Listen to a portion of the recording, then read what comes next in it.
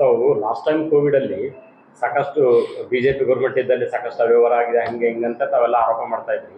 ಅದಕ್ಕೆ ಪೂರಕ ಅನ್ನೋ ರೀತಿಯಲ್ಲಿ ಯತ್ನಾಳ್ ಅವರು ಇವತ್ತೊಂದು ಹೇಳಿಕೆ ನಿನ್ನೆ ಒಂದು ಹೇಳಿಕೆ ಕೊಟ್ಟಿದ್ದಾರೆ. ಅವರು ನೋಡಿ, ನಾವು ಹೇಳೋದಕ್ಕಿಂತ ಹೆಚ್ಚಾಗಿ ಅವರೇ ಹೇಳಿ ನಮ್ಮ ಕೆಲಸವನ್ನ ಹಗುರ ಮಾಡಿದ್ದಾರೆ.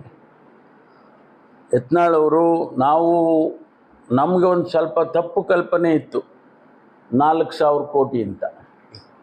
ನಮ್ಮದು ತಪ್ಪು ಕಲ್ಪನೆ ಅಂತ ಈಗ ಗೊತ್ತಾಯ್ತು ನಮಗೆ. ಯಾಕೆಂದರೆ ಅದು 40,000 ಕೋಟಿ ಆಗಿದೆ ಅಂತ ಗೊತ್ತಿರಲಿಲ್ಲ ನಮಗೆ. ತನಿಖೆ ಮಾಡಿಸ್ತಾ ಇದ್ದೀವಿ. ಅದಕ್ಕೀಗ ತನಿಖೆ ಮಾಡ್ತಾ ಇದ್ದೇವೆ, ಸರ್ಕಾರ ತನಿಖೆ ಮಾಡ್ತಾ ಇದೆ. ಕಳೆದ ಈ ಕೋವಿಡ್ ಸಂದರ್ಭದಲ್ಲಿ ಯಾವ್ಯಾವ ರೀತಿಯಲ್ಲಿ ಅನ್ಯಾಯ ಆಗಿದೆ, ಕ್ರಮ ಆಗಿದೆ ಅನ್ನೋದನ್ನು ತನಿಖೆ ಈಗಾಗಲೇ ಮಾಡ್ತಾ ಇದ್ದಾರೆ.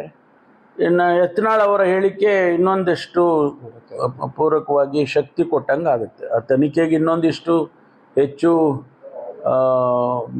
ಮಾಹಿತಿಗಳನ್ನು ಕೊಟ್ಟಾಗಿದೆ. ಅದನ್ನು ಮಾಡ್ತೇವೆ. ತನಿಖೆ ಮಾಡ್ತಾ ಇಲ್ಲ, ಕಾಂಗ್ರೆಸ್ ಬಿಜೆಪಿಯವರು ಹೊಂದಾಣಿಕೆ ರಾಜಕೀಯ ಮಾಡ್ಕೊಂಡು ತನಿಖೆ ಜುಡಿಷಿಯಲ್ ಎನ್ಕ್ವೈರಿ ಆಗುವಾಗ ಅವ್ರೇನು ಪದ್ಧತಿ ಅನುಸರಿಸ್ತಾರೆ ಅದು ಅವ್ರಿಗೆ ಬಿಟ್ಟಿದ್ದು.